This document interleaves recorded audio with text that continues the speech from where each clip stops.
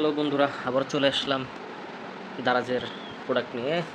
হয়তো এখান থেকে বোঝা যাচ্ছে এটা কি, একটা পুল আপ বার নিয়ে এসেছি। বাবারে, ভালো ওয়েট। যাই হোক, এক হাতে জাগাইতে কষ্ট। এইটা ওয়ালে কতটুকু থাকবে কে জানে।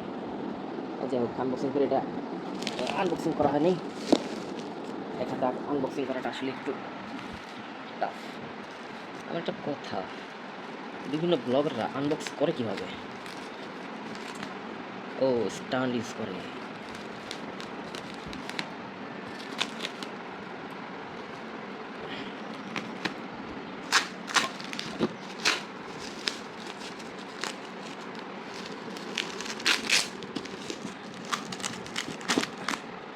একটু কাটা লাগবে।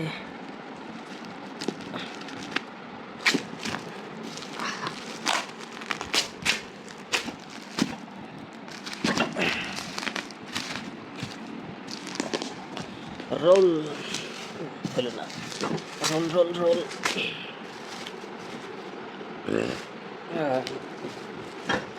এই হচ্ছে সামনা পাশ।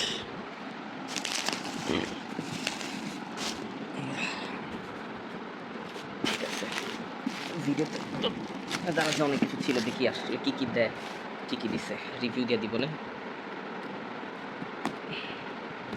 তো সেটাতে রিভিউ ভালোই ছিল, এখন সেম টু সেম দিছে কিনা ডাউট লাগে। কারণ যদি দারাজ মল থেকে নেওয়া, দারাজ মলে নাকি ঝামেলা করে না।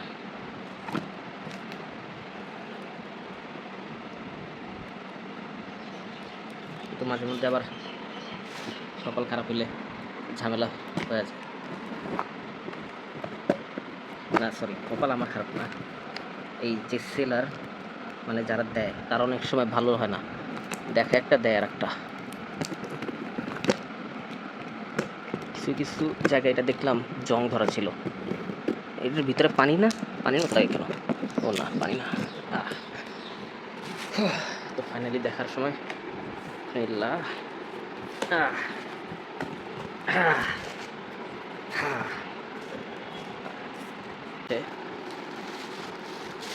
দেখতে সলিডই মনে হচ্ছে।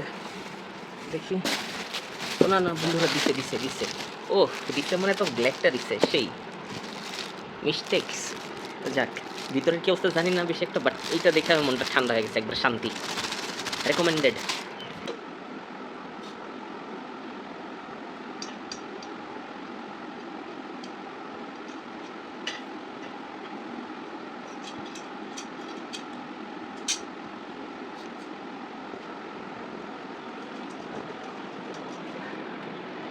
না উপরে উপরে উপরে, হ্যাঁ উপরে, পাইপ করলে টেকসই বেশি। পাইপ কিন্তু নিচে, এটা ভালো নিচে পাইপ আনছে, বাট এই যে এটা সিস্টেমটা আবার উপরে দেওয়া, দেখছেন? উপরে বন্ধ করে দিয়ে দাও। হ্যাঁ, এই যে এটা উপরে দেওয়া, কিছু কিছু আছে নিচে থাকে, কিছু উপরে।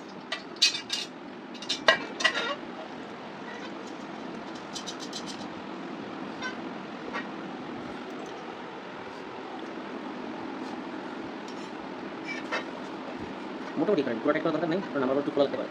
ওই গ্রিপগুলো লাগাবো, আবার এখানে একটু জং আছে, ওটাতে একটু ইমার্জেন্সি হবে। ওয়াশিং করার পরে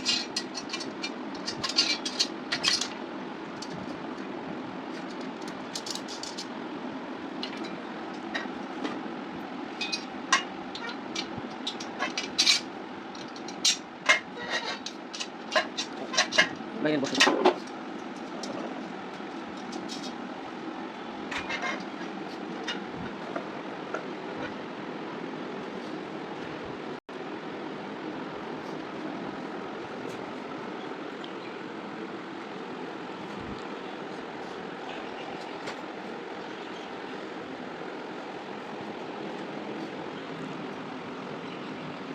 মানে বল দাঁড়ান চলে আসুন।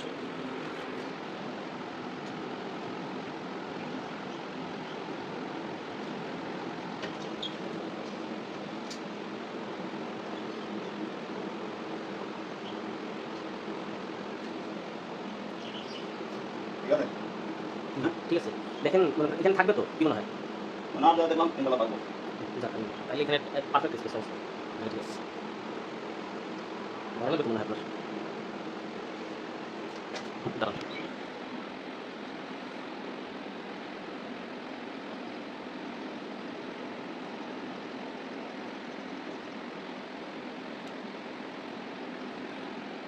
অন্য দিকে যাবো। ঠিক আছে একটু